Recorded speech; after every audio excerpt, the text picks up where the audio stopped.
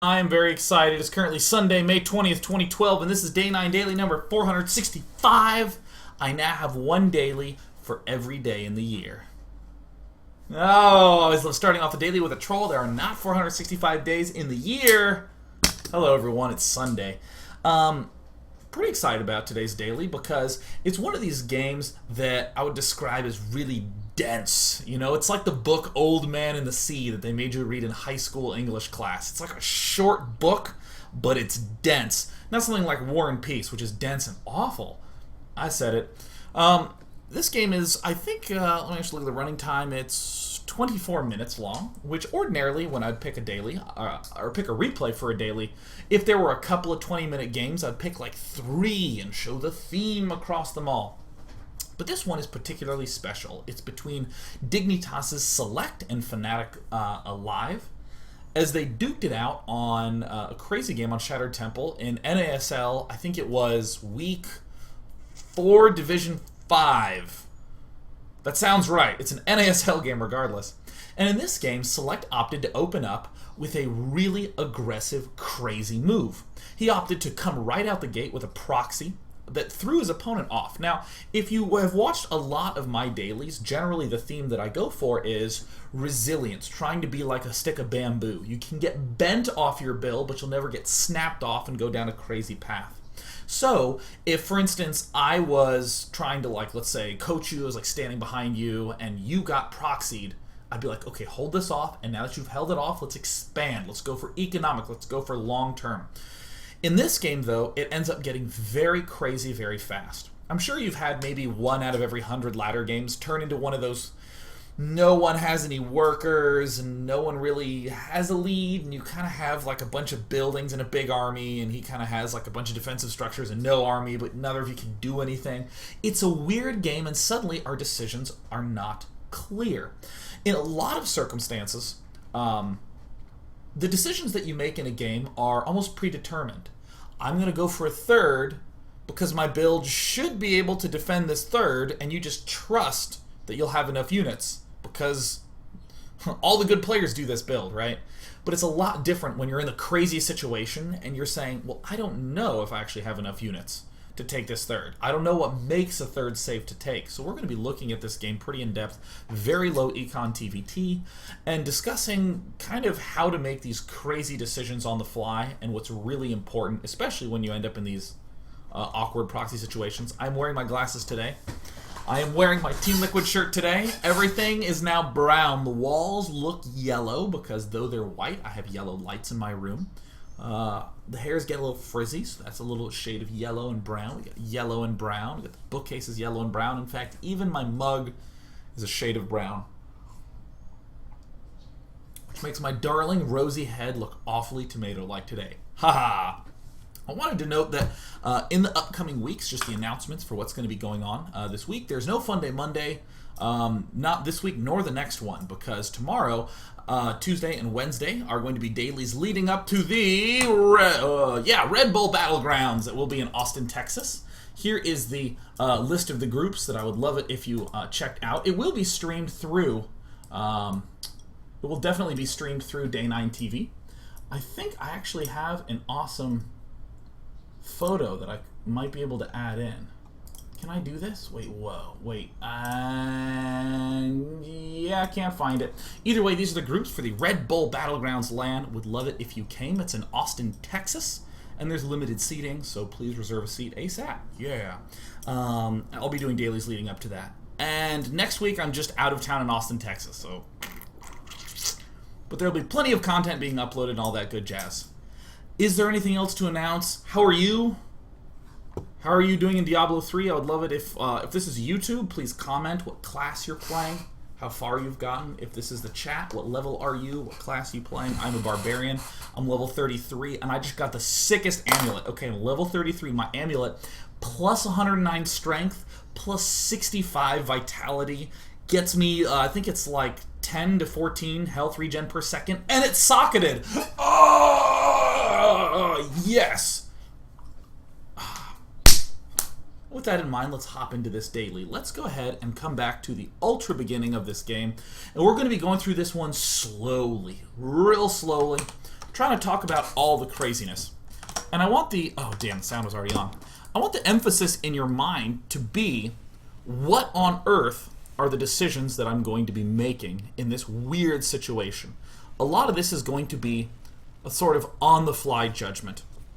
And what makes this of particular interest to the Terran players is that often, if you are in... oopsie daisies.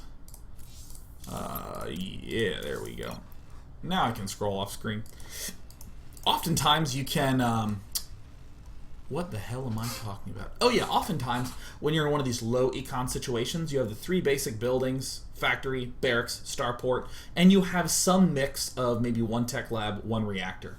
So you kind of have to figure out how to rearrange all these things so that way you can accomplish the task. So it's not just, you know, like a Protoss player who has a whole bunch of gateways and is wondering, you know, what to build out of them. In this case, the Terran might not even want to be building out of some of the structures. He might want to be just moving stuff around. So I'm actually going to come over here to SeleCT's side of things. Is he's going to start out and go for a fairly early, kind of cheesy play. As many of you know, on most maps you can rally the 10th SCV to the front and he'll get there right as you can build the depot. Just a nice little tip for organization, so that way you don't end up pulling guys off that you don't need to. But the 9th fellow went all the way down into this corner. And you'll note that this is the smart place to proxy. I would not do this proxy play were I on Antigua Shipyard. I would not do this on most of the old Blizzard maps, actually, just the brand new ones, where, you know, 2 starting positions, or on a map like Ohana, just as long as his scout path will not be in the way. You'll also note that this Xel'Naga Watchtower will cover, you know, out a little bit, but will not reach in this far. Nice and close. It's going to be built at 11 supply. Pow. There it goes. And I'll tell you right off the bat, SeleCT's going to be going for Marauders. So I'm a little bit raffling already that it looks like he will have to lift and move his barracks over. So for any of you who have not done this proxy Marauder type thing, you don't want to just rally the first Marauder right on in. It's most important to make certain that you have enough Marauders when you hit them, and you hit them at a big time, because most early Terran builds will have some cute moment where an add-on's going down, and we want to try to punish our player when he's in any of those positions. So, haha. Excellent. So, just at this point in time, I will say that we're going to see aLive go for a pretty standard barracks first, and then he's going to be getting his refinery, teching up. But let's consider a whole bunch of possibilities in SeleCT's shoesies. Well, we could be up against an early expander. He will be relying on 1 barracks worth of Marines when he expands. And we want to try to hit him when his bunker goes down. His bunker should be going down, if he's going to be building it at the front, would be going down at like 3:45 to 4 if he's feeling really, really ambitious. Oh wow, he didn't actually have to lift. That's great. However, I will note the money timing always for scouting and expansion is 3 minutes and 20 seconds. Like, that is the golden timing. This is true for Protoss, Zerg, or Terran. Anytime you want to scout if your opponent is early expanding, like let's say you go up and you see that a Marine's building and you come back, wait until it's 3 minutes and 20 seconds, and then run right into the natural. This is right, there's a few seconds after he has started his command center, and it's before his second Marine can have even popped out. So it's a really great way. As you wander in at 3:30 or 3:30 to 3:35, you'll see an expansion there, and there's nothing that he can really do about that. So SeleCT is going to do the smart thing. He's going to find the position of his opponent. Notice that if he got here and there was no player here, he'd be able to bounce back and still be able to hit it right at this money 3 minute and 20 second mark. So that's pretty cool. And there's aLive, just doing his other things. Okay, let's consider some other possibilities real fast. So against an early expander, we're probably going to be hitting him at a really vulnerable time. This is one of the really nice aspects of it. If he is going for some sort of crazy 2-racks, that's actually really uncommon. Most of the time, we're going to be considering this position, where we're going to be up against a barracks and then a refinery in player. Now, the one thing that would give us trouble right off the bat is if he constructed a bunker immediately. This would completely mess up any build that he goes for. I mean, even note that this very typically timed factory. Factories will generally start at 3:30 and finish at around 4:30. Very typically timed factory. If a bunker were to have gone down, he would literally not be able to build this factory. So that's one thing that is quite nice. So generally, you want to wait until you have 2, sometimes even 3. And the most important part of this build is back home that these depots are being constructed. I really like this. This is one of these contingency plans for Select. That if for some reason there's some counterattack with Hellions, which is probably going to be our biggest issue if we're going Marauders, we have this wall off already nicely set up. Now here is where I actually want to stop and do a little bit of discussioning. Yeah, right here. Right around 4 minutes is where we start to have some big deviations. Most of them will happen already by 4:30. I want that timing window to stand out in your head. And you can watch for this in literally any pro-level Terran play if he's going 1 base gas. If he's going 1 base and then a gas, always the big moment of transition is going to happen between around 4:15 to 4:45. Or around 4:30-ish. I don't like to have ranges as much. I like to just state a time. By right around 4:30, you should get a good sense of what's going on. Why is that? Factory finishes at 4:30. Oopsie daisies. So what's going to happen? Well, if he wants to be going Banshee, then he's probably going to be building a starport and building a tech lab a little while after the starport starts. Is he going to be building the tech lab on the factory? Is going to be building a tech lab on the barracks? Oftentimes at this position, we'll also see a player get a reactor. This is where there's this great conjunction. Isn't that what they called it in the Dark Crystal? That's right. Isn't it the Great Conjunction? Oh god, I have to rewatch that movie right now. I have to like cancel the whole daily and rewatch the Dark Crystal. The Great Conjunction happens at the 4:30 mark. So, for instance, this reactor that's being constructed, sure we could have attacked earlier, but when this huge conjunction moment's going on, for the long-term purposes, fantastic to have a reactor. But for the right-now purposes, ugh! Oh god, 50 seconds of nothing going on. Absolutely nothing. So we have Marauder number 1 popping out. Here is Marauder number 2 popping out. Excellent. What a cool thing. So we're going to be hitting him right around 5. Now, I will note, this is something a little bit unusual, where we actually have aLive pulling all his units. This is because he stopped by here and saw nothing, so he's kind of going, uh-oh, and kind of preemptively preparing. And notice in this entire time, he's totally screwed. Right now, if he wanted to, he would be building a starport. This entire play is designed to hit a little bit after the Great Conjunction moment. Come on, come on. 3 Marauders. See, again, I don't want you to think of this as, this is the 3 Marauder push cheese. If we saw him early expanding, we'd probably be attacking a lot earlier. We didn't see him early expanding. We're against a fast gassing. Why are we hitting at this time? Because this time is the Great Conjunction. The Great Conjunction in TvT. Yes. Always lead with an SCV. Always, always. So cool. We've spent all this energy making this reactor, and we are not getting the chance to use it at all. We just are. It's just not. It just ain't happening. So of course Select is going to hit the obvious stuff. Trying to construct a bunker to be in some good position. We hardly got to use this reactor. It ended up being a net loss for us to build that. And this is super ideal. Obviously trying to make sure we don't get surrounded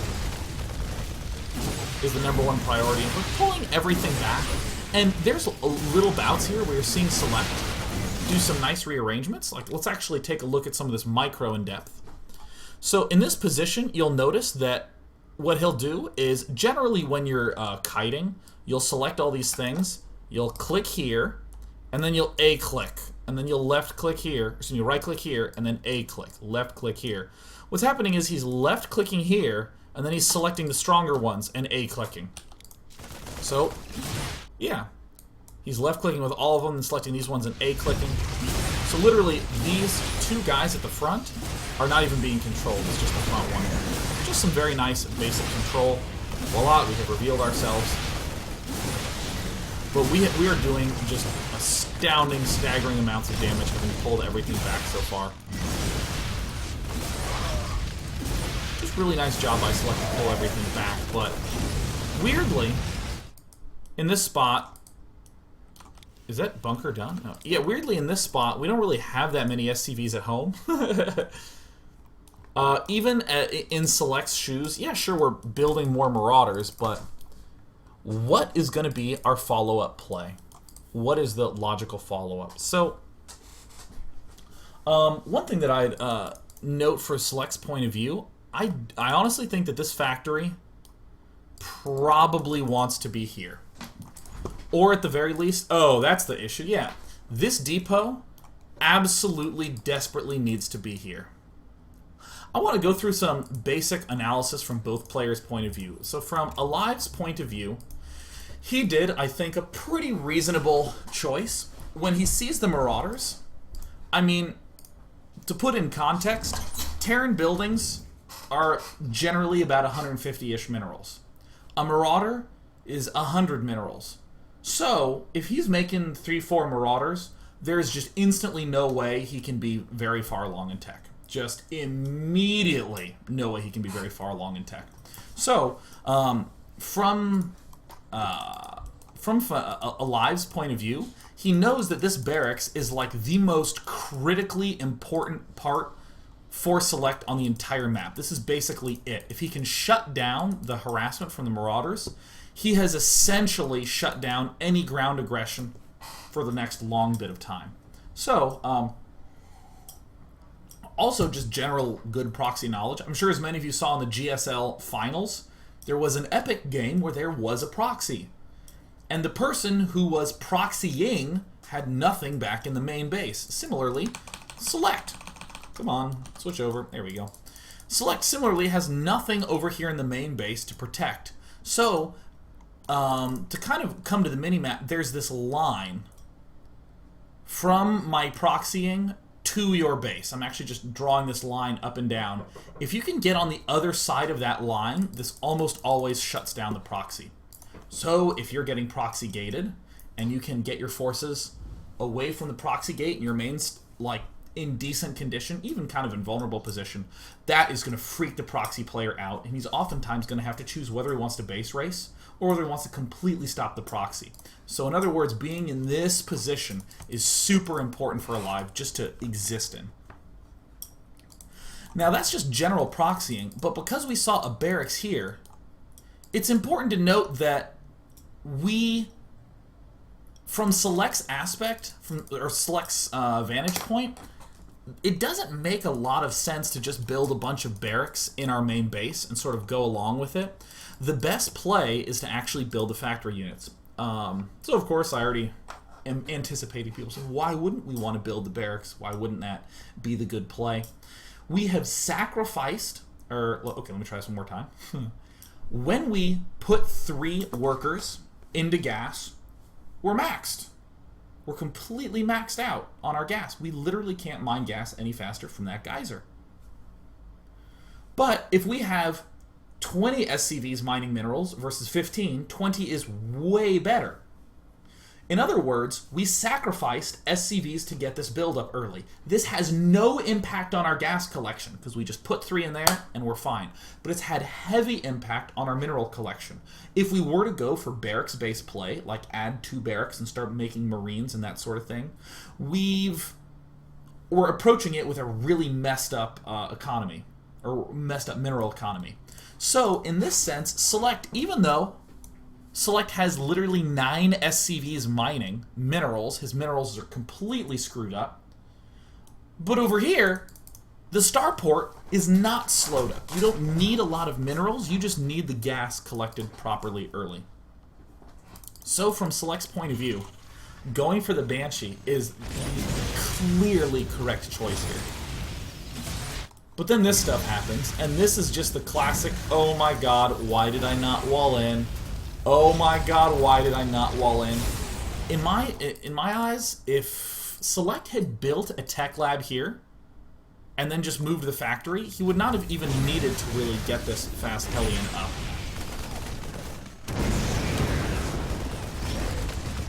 Well, actually, you know what? I take that back. I guess the 20 seconds probably would have been pretty significant, but yeah, building one Hellion... Okay, yeah. In retrospect, building a single Hellion at this point in time makes sense because this chain has been broken. If we go from the barracks to the main base, we have purple units out into the middle of the map, threatening to do damage.